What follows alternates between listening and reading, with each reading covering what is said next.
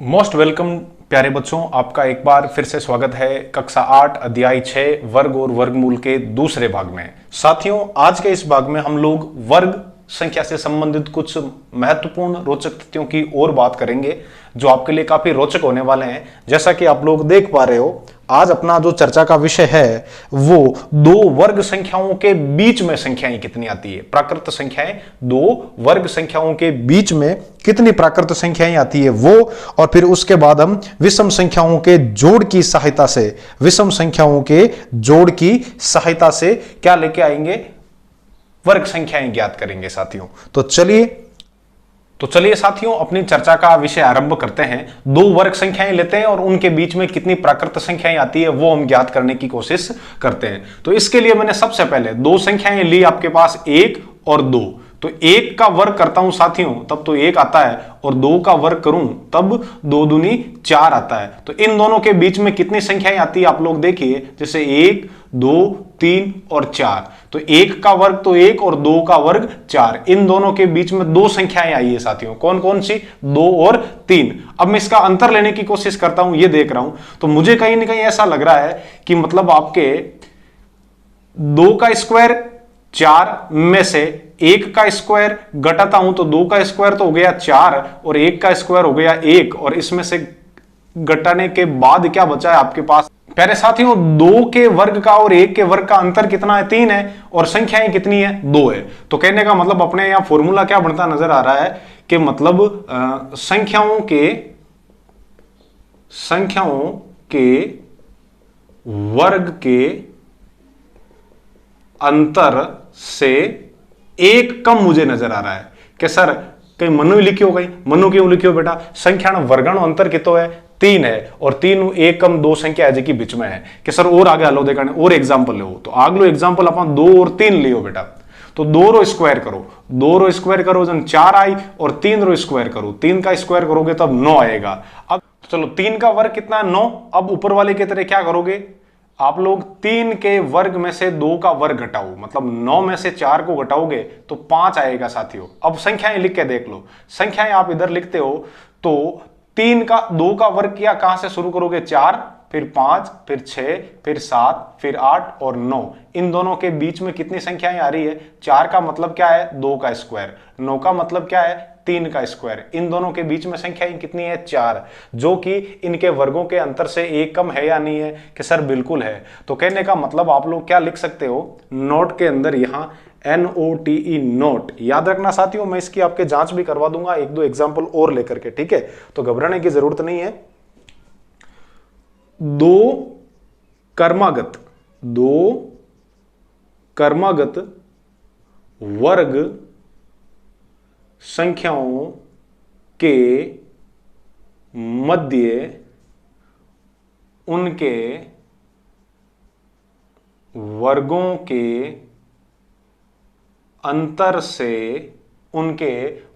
के अंतर से ऊपर लिख देता हूं साथियों, इधर में वर्गों के अंतर से 1 कम प्राकृत संख्याएं विद्यमान होती है। पिछला नोट क्या था उसको मैंने कुछ मॉडिफाई करके लिख दिया साथियों। दो कर्मागत वर्ग संख्याएं, पहली आपके n स्क्वायर है और अगली उससे एक ज्यादा n+1 का स्क्वायर है, उनके मध्य मतलब आपके उनके वर्गों के अंतर से 1 कम प्राकृत संख्याएं उपस्थित होती है। तो कितनी होगी? n+1 का जब मैं वर्ग करूंगा और उसमें से n स्क्वायर को घटाऊंगा तो इसका वर्ग। सर्व समीकरण हमने पढ़ी नहीं है, जब हम पढ़ेंगे तो बता दूंगा, लेकिन एक बार फिर पहले मैं इसको खोल के देख लेता हूं। तो कितनी होगी आपके कुल? इसका फॉर्मूला होता है n² + 2n+1 साथियों, और ये -n स्क्वायर। n स्क्वायर से n स्क्वायर कट गया तो ये हो गई 2n+1। इससे 1 कम, कहने का मतलब n+1 का स्क्वायर -n स्क्वायर से 1 कम। तो 1 कम करोगे तो इसमें से 1 छोड़ दो, 2n संख्याएं। कितनी? 2n संख्याएं।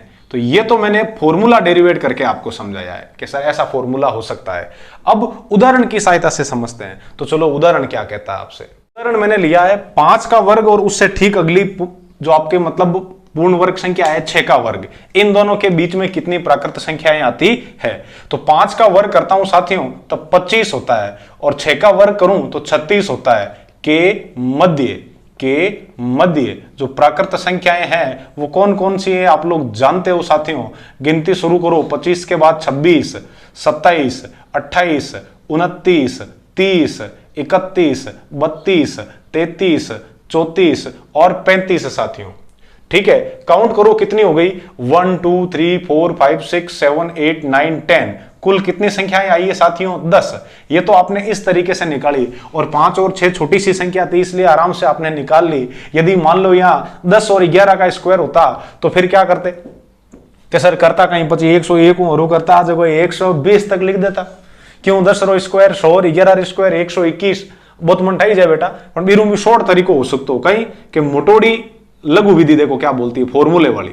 फॉर्मूला आपसे ये बोलता है 6 का स्क्वायर में से आप लोग 5 का स्क्वायर घटा दो और से 1 कम, इसके अंतर से भी 1 कम। तो 6 का स्क्वायर करो 36 और उसमें से 5 का स्क्वायर 25 घटाओ। ठीक है, फिर लिखो से 1 कम। हाँ, तो 36 में से 25 घटाओ, लार कितना बची? 11, तो 11 से कम, तो 11 से 1 कम, 11 से 1 कम, तो 11 में 1 घटाओ, लार 10 बची, कौन बची? के सर बच गो। आ चीज समझ में आई को नहीं, वो सूत्र भी करे। क्लियर है? कोई भी आपने अब जैसे मन बताओ, आपको ऐसा दे दिया कि 10 का स्क्वायर और 11 का स्क्वायर है। ठीक है, कि सर 10 और 11 का ही ले, टाबर थोड़ी है, 11 और 12 ले मत, तो वो ले लो। 11 और 12 के वर्ग के बीच में आपको प्राकृत संख्याएं लेके आनी है। तो 11 का वर्ग करोगे यहां पर सीधा शॉर्ट में, और 12 का वर्ग करोगे आप बड़ी संख्या का यहां पर, और यहां करोगे सीधा 11 का वर्ग। तो 12 का वर्ग मैंने कल बताया था 144, और 11 का वर्ग होता है 121। तो 144 में से 121 घटाओगे साथियों 23 बचेंगे। कितने? 23। और 23 से 1 कम मतलब 22 संख्याएं आएगी। कितनी? 22। के सर एन थोड़ी 22 आवे, मैं तो 22 एन लावा। 11 रो वर्ग करा 121 और 12 रो वर्ग करा 144, और पछे राम जी महाराज आटे गिनती लिखनी हरू करा जको थे देख जियो कौन कहवे, मतलब ब्याह बूंडो बार देखो। हाँ, 121 बाद में 122 ने 123 ने 124 ने 125 ने 126 ने 127 ने 128 ने 129 ने 130 ने 131 ने 132 ने 133 ने 134 ने 135 ने 136 ने 137 ने 138 ने 139 ने 140 ने 141 ने 142 ने 143। हाँ वो लिखी जैसा। हाँ, अब जोड़ला गिनला ने 1 2 3 4 5 6 7 8 9 10 11 12 13 14 15 16 17 18 19 20 21 और 22। कितनी आई? 22। तो आ विधि ठीक है नहीं सीधी, कम समय लगे, मजो आयो को नहीं हो कि सर आएगो। तो चलो अब चला आप एक और इंटरेस्टिंग टॉपिक लेवा हाजरो, विषम संख्याओं के योग से पूर्ण संख्या ज्ञात करना साथियों। तो सबसे पहले हम चर्चा करें ये विषम संख्याएं होती क्या है। विषम संख्याएं वह संख्याएं जिनमें 2 का भाग पूरा पूरा नहीं जाता है। तो कौन कौन सी? सबसे छोटी 1, फिर 3, फिर 5, फिर 7, फिर 9, 11, 13, 15, 17, 19, 21, 23, 25, 27 ... बस ऐसे आगे चलती जाएगी। तो सबसे पहले देखो, पहली विषम संख्या लेता हूं मैं, तो पहली विषम संख्या है वो आपके 1 के वर्ग के बराबर है या नहीं है? कि सर बिल्कुल है। फिर पहली 2 विषम संख्याएं लो और इन दोनों का योग करो। 1 और 2 को जोड़ते हो 4 आता है कि नहीं आता है? और 4 2 का वर्ग है या नहीं है? कि सर बिल्कुल है। उसके बाद पहली 3 विषम संख्याएं लो, 1 + 3 + 5, तो 5 और 3 8, 8 और 1 9, तो 9 को आप लोग 3 का वर्ग लिख सकते हो कि नहीं लिख सकते हो?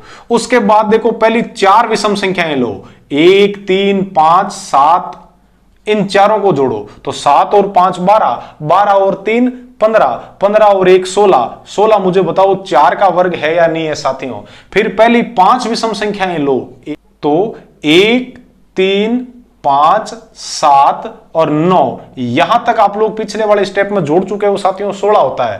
16 में जैसे ही 9 जोड़ोगे 25, और 25 5 का वर्ग है या नहीं है? कि सर बिल्कुल है। जने काम करो, आपने कह देवे कैट सा यूं करता करता मने तो 9 वर्ग लानो है, तो 9 वर्ग कितो भाई 81। तो एक काम करो, शुरुआत वाली 9 विषम संख्या लाओ। कैसा पहले कौन है 1, पच दो जोड़ी 3, पच 5, पच 7, पच उगो आपरे 9, पच उगो 11, पच उगो 13 और पच है देखो 1 2 3 4 5 6 7, 2 और लेनी पड़ी टाबरा।